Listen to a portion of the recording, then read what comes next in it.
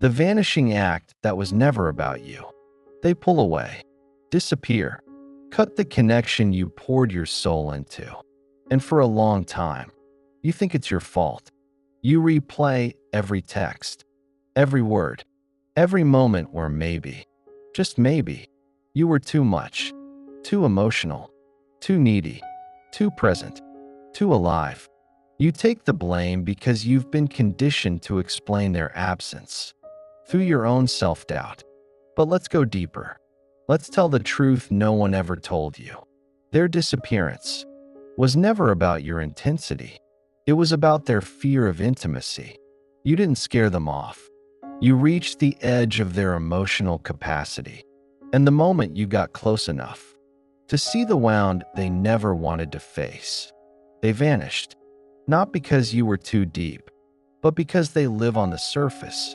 Emotionally, psychologically, nervously. Because deep is terrifying. When you've spent your whole life drowning in suppressed feelings you never learned how to name, you became the mirror. And when you reflected back their own emotional absence, they ran. This is the vanishing act of the avoidant. But what no one warns you about is this. They almost always return. Not because they healed, not because they're ready, but because you moved on. They come back when your nervous system finally begins to stop chasing. They come back when your energy says, I'm not available for this anymore. And to them, that's magnetic. Because avoidance doesn't just fear closeness. It also fears losing control. And the moment you start choosing peace over pursuit, you become unfamiliar. You become unpredictable. You become your own. And that's when the avoidant nervous system starts whispering things like, maybe I made a mistake. Maybe they were the one. Maybe I do want this. But this isn't love. It's activation. It's the attachment wound, trying to restore the imbalance it's addicted to. When you were available, they were distant. Now that you've let go, they feel the emptiness they thought they could outrun. Not because they realized your value, but because your absence broke the rhythm of the only kind of love they know, unavailable love. You thought they didn't care, but in truth, they cared in a language you were never meant to understand. Not because you're broken, but because you're healing. And healing doesn't speak the language of push-pull. It speaks calm, consistency, safety. But safety terrifies the avoidant, because safety means presence, and presence means emotion, and emotion means vulnerability. And vulnerability feels like death to a nervous system that was never allowed to safely express it. So instead, they do what they've always done: disappear, reappear, repeat. They don't come back because they changed. They come back because you did. Because they can feel your nervous system saying, I'm not playing this game anymore. And to someone stuck in emotional limbo, that shift is louder than words. You stop chasing, and now you're the mystery, the thing they can't grasp, the stillness they don't know how to survive. They will come back, but it won't be to heal. It will be to see if the old dynamic still exists, if you'll still overextend, if you'll still try to fix what they refuse to face. And if you're not conscious of the pattern, you'll mistake their return for redemption. You'll call it closure. You'll call it hope. But it's not hope. It's a loop that only ends when you stop translating inconsistency as chemistry, when you stop mistaking their return as proof that they see your worth, and start seeing it as a test of how deeply you've returned to your own. Because real love doesn't disappear when you stop chasing it. It moves with you. It grows beside you. It leans in when you lean in. And anything that requires your absence to feel your value was never grounded in love, only in fear. So the question isn't, will they come back? The question is, what will they find when they do? Will they find the same version of you, still waiting, still hoping, still bleeding to be chosen? Or will they find someone who already chose herself? 1,000 times over? Will they find the old wound, still trying to make sense of the abandonment? Or the healed soul that knows abandonment isn't a reflection of unworthiness, but of someone else's unreadiness? The final illusion isn't that they're gone. It's that their return means anything other than another test of your growth. You don't have to answer when they knock. Not all echoes deserve replies. Not all apologies are real. And not every return is reconciliation. Sometimes it's the universe asking, are you really done with this lesson? Or are you still seduced by the fantasy of closure? From someone who never gave you clarity? You don't need closure from them. You need closure from the version of you who needed them to feel whole. And that's already happening. The moment you stopped chasing, you started choosing you. The nervous system doesn't lie, but it does repeat. Your mind can lie. It can rationalize, justify, deny. But your nervous system doesn't lie. It stores everything. Every rupture, every unspoken goodbye, every moment you reached and felt nothing in return. And here's the truth. They didn't just walk away. Your body remembers how it felt. The waiting, the confusion, the false hope that maybe next week, next text, next time, they'll finally show up. But they didn't. Not because you weren't worthy, but because they weren't ready. And they still might not be, even when they come back. Because the avoidant doesn't return for resolution. They return to recalibrate control, to see if they still hold the emotional power they lost when you let go. This is not malicious. It's unconscious. It's how their nervous system protects them from the intimacy they crave but fear. You became too real, too seen, too safe, and to a system used to chaos. Safety feels foreign, even dangerous. They don't trust what is consistent. They trust what is unpredictable, because unpredictability is familiar. And in trauma, familiarity becomes comfort, even when it hurts. So they retreat, not because they don't care, but because care feels too vulnerable, too unguarded, too exposing. But when you move on, when you stop reaching, stop rescuing, stop reacting, you disrupt their inner rhythm. You break the pattern, and that silence echoes louder than your presence ever did. It's not that they suddenly woke up. It's that the distance no longer belongs to them. You took back your power by no longer needing their response to validate your worth. And now they feel it, not in words, but in the shift, energetically, somatically, physiologically. Your nervous system has stopped looping. It's no longer scanning for their return, no longer addicted to crumbs of closeness. And for the first time, you feel calm, but they feel that calm as rejection, not because you rejected them, but because they no longer know how to reach you in a space where you no longer chase them. That's why they come back, to see if the old you still lives inside the new you, to see if your nervous system can still be pulled into the spiral it once couldn't escape. But now you feel the difference. You don't need their return to mean anything. You don't need to decode their words. You don't need to shrink your knowing, because you remember how your body used to tremble when their text stopped, how your stomach dropped when they pulled away, how your heart raced in waiting. And now it doesn't. That stillness, that groundedness, that's your nervous system healing. That's self-trust returning. And it's disorienting, not just for you, but for them, because now you are the one who is emotionally unavailable to chaos, to confusion, to pain dressed as passion. You've become unavailable to relationships that cost you your peace. And peace is terrifying to those who've only ever known pursuit. They don't know how to meet stillness without trying to disrupt it. So they reach, they reappear, they ask how you've been. They remind you of the good times. They say they miss you. They might even say they're ready. But their readiness isn't measured by their words.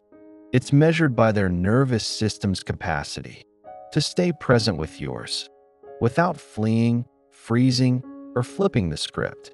And more often than not, they still can't. Not yet. Maybe not ever. Because healing avoidance isn't about realizing what they lost. It's about becoming someone who can stay when love gets real. And most never reach that place without deep inner work. So you have a choice: to open the door or to honor the lock you've finally installed from within. And here's something to hold close. Their return is not a reward. It is a reflection of how far you've come, of how deeply your system has shifted, of how much power you've reclaimed by no longer abandoning yourself for someone who couldn't stay. The old you would have seen their return as the answer. The new you sees it as the test. And not all tests need to be taken twice. The illusion of change and the bait you were meant to take. They say all the right things at exactly the wrong time.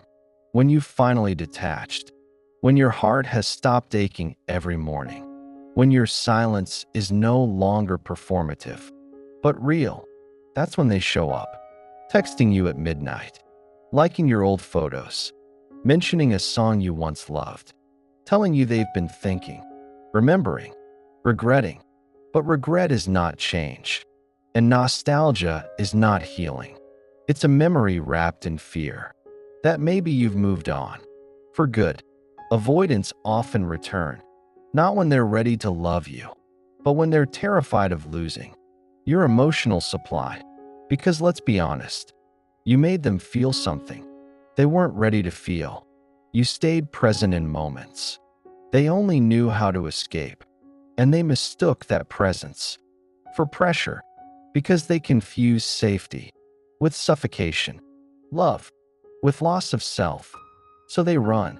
But your absence isn't quiet. It echoes louder than your words ever did.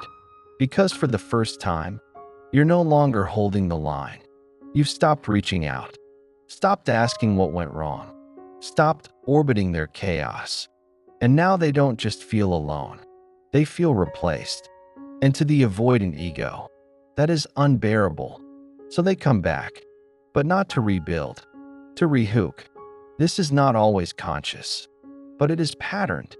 It's a nervous system response to a loss of perceived control. They might not want the relationship, but they want your availability, your emotional openness, your energetic attention. So they test the waters. How have you been? I saw something that reminded me of you. I've been thinking about us. And you, with all your healing, are suddenly face to face with the bait, because part of you still remembers how it felt to be chosen, even if only briefly, even if only conditionally. But this isn't real choosing. This is emotional tug of war. This is activation disguised as interest. This is a pattern, not a promise. Because when someone returns only after you've stopped trying, they're not responding to love. They're responding to distance. And the closer you get again, the more the same fears start to resurface in them. This is the cycle. You move close, they pull away. You move away, they come close. It's not love. It's a loop. And you were never meant to stay inside it. But they don't realize they're pulling you back in. They think they're reconnecting. They think they miss you. And maybe they do. But missing someone is not the same as being capable of loving them well. You don't need another round of almosts. You don't need another season of healing from the same person twice. You need consistency, clarity, coherence. And those things don't arrive after a text that says, "Hey," because real change doesn't chase validation. It takes accountability. It owns what it broke, and it proves it, not with promises, but with presence. But avoidants often confuse presence with panic. They're not trying to rebuild. They're trying to relieve the anxiety of your absence. This isn't reconciliation. It's emotional regulation. Through you, they want your nervous system to calm theirs, to stabilize them, to remind them they still matter. But you've already done that over and over at the cost of your own stability.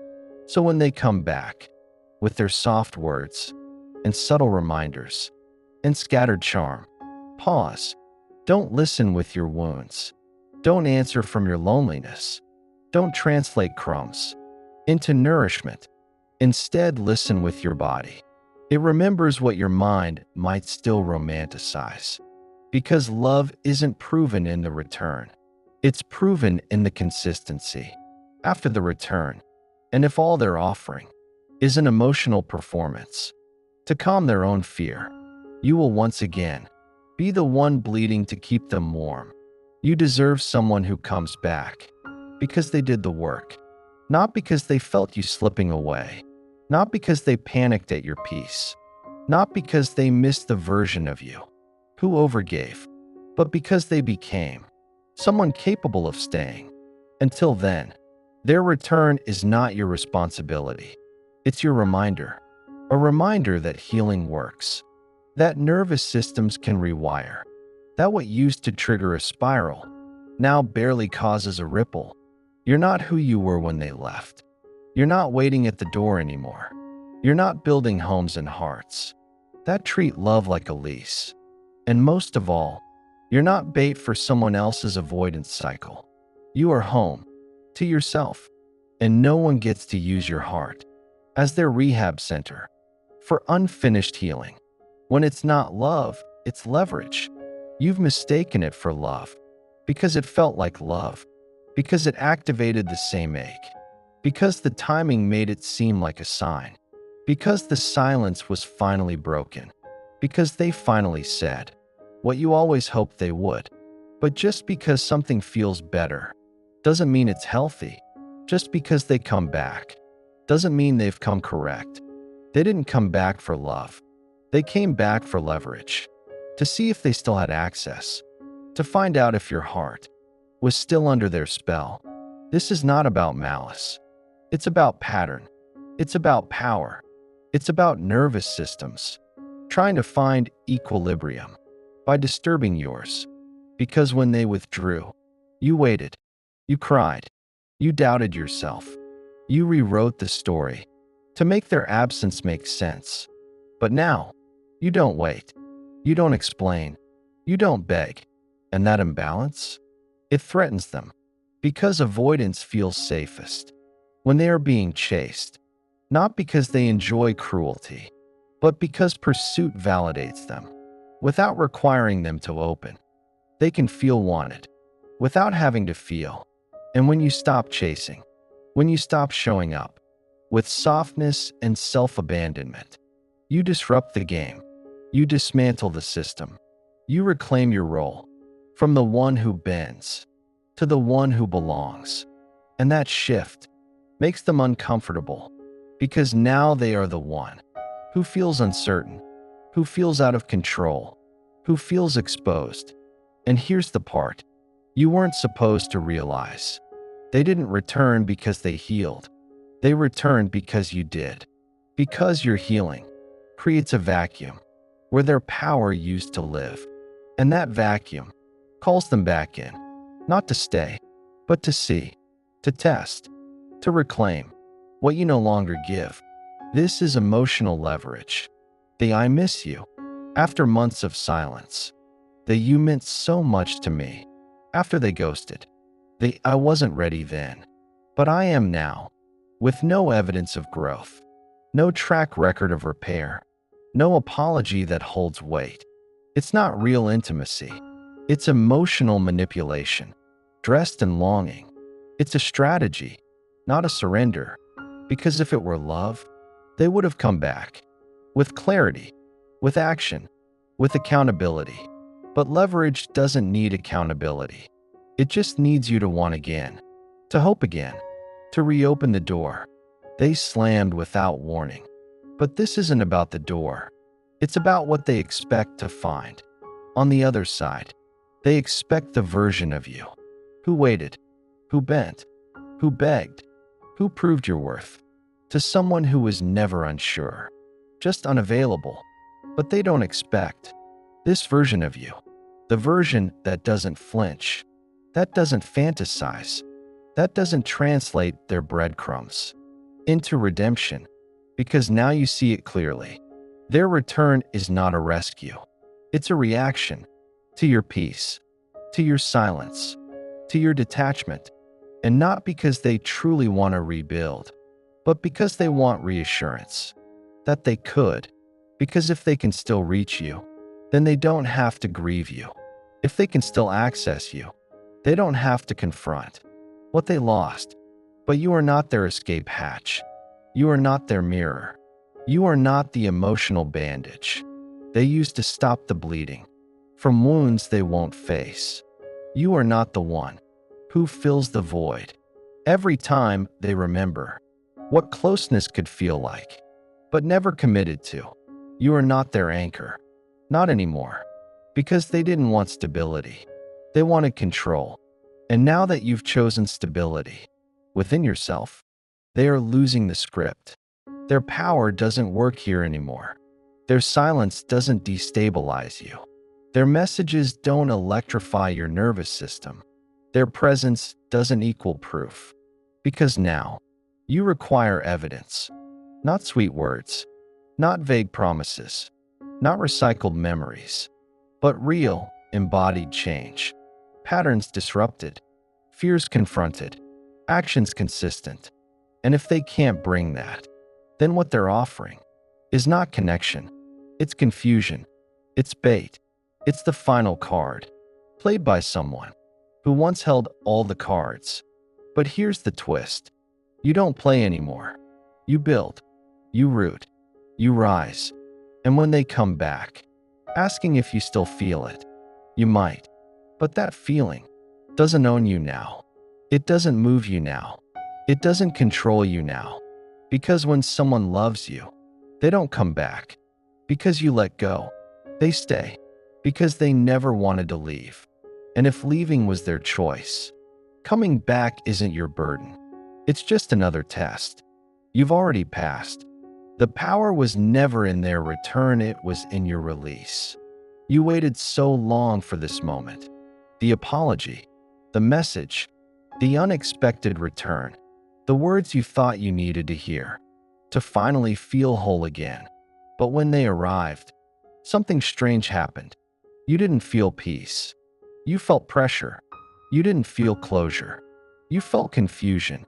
Because your nervous system no longer responded with longing. It responded with alertness.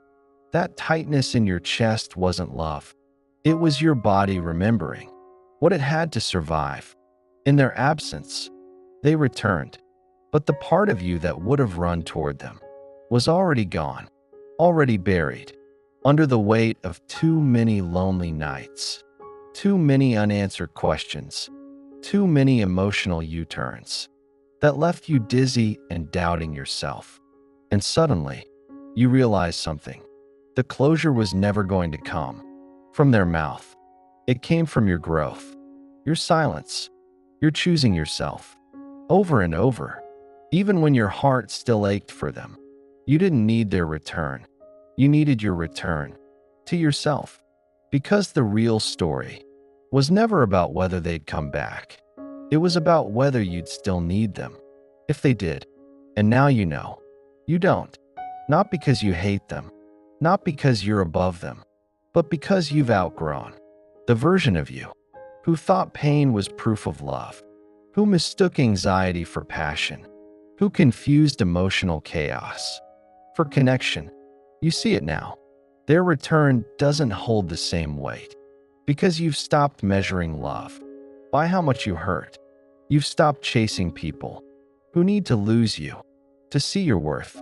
You've stopped handing your heart to those who treat intimacy like a transaction. You've stopped waiting for someone to pick you after they've discarded you because you're not something to come back to. You are someone who never should have been left. But maybe they had to leave. Maybe they had to lose you to make space. for the truth you now carry. That when people walk away from someone who loved them purely, they are not winning. They are running from themselves, from their fear, from the depth you offered. That scared them more than it soothed them. So if they come back, and they will, remember this. You don't have to hate them. You don't have to entertain them. You don't have to let them back in. Just because they finally realized what they lost. You don't have to hate them. You don't have to entertain them. You don't have to let them back in. Just because they finally realized what they lost. You're allowed to love someone and still say, no, not like this, not again. You're allowed to choose peace over patterns, healing over history, and wholeness over what ifs. You're allowed to be done without bitterness. You're allowed to be gone without guilt, because the person you've become wasn't built in their arms. It was built in the ruins of their absence. So if you're standing at the crossroads between letting them back in or letting them go for good, listen to your body, not your fantasy, not your fear. Listen to the you who finally feels safe without their chaos. The power was never in their return. It was in your release. And you did that. So keep walking, not to prove a point, but to protect your peace. And if this resonated, take a deep breath and remind yourself, you don't have to explain your healing to anyone who once made you question your worth. You just keep going, because real love, it doesn't have to leave to learn how to stay. If this touched something you've buried, if it felt like I was reading the pages of your heart, then this space is for you. Subscribe to the Inner Odyssey for more trauma-informed, soul-deep truths that help you not just heal, but return to yourself. Because this journey, you're not walking it alone anymore. Let's keep going.